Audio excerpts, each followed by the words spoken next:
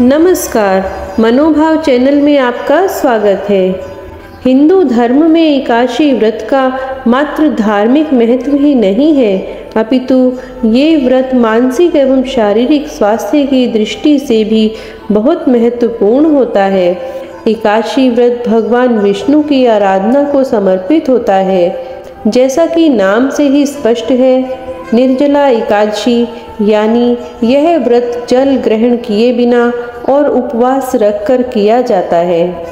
इसलिए यह व्रत कठिन तप और साधना के समान महत्व रखता है।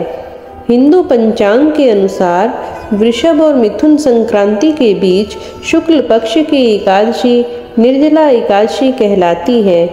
ऐसी मान्यता है कि निर्जला एकादशी का व्रत करने से व्यक्ति की सभी मनोकामनाएं पूर्ण होती हैं तथा अक्षय फल की प्राप्ति होती है। इस दिन भगवान नारायण और माता लक्ष्मी की विशेष पूजा अर्चना की जाती है। निर्जला एकादशी व्रत करने से व्यक्ति इस जीवन में सभी प्रकार के सुखों को भोगता हुआ श्री हरि विष्णु के लोक की प्राप्ति करता है।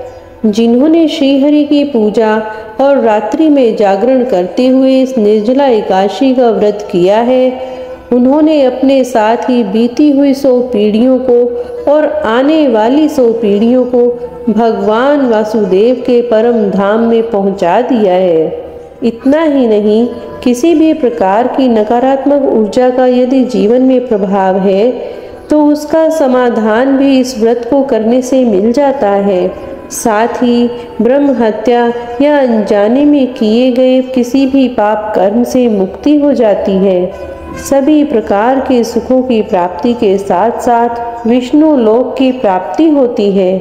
इस एकादशी व्रत को करने वाले को पूरे साल की एकादशियों का फल मिलता है और जो इस पवित्र एकादशी का व्रत करता है वह समस्त पापों से मुक्त हो जाता है। इसके अतिरिक्त जो इस एकादशी की महिमा को भक्ति पूर्वक सुनता अथवा उसका वर्णन करता है वह स्वर्ग लोक में जाता है। चतुर्दशी युक्त अमावस्या को सूर्य ग्रहण के समय श्राद्ध करके मनुष्य जिस फल को प्राप्त करता है वही फल इस व्रत की कथा श्रवण से भी प्राप्त हो जाता है।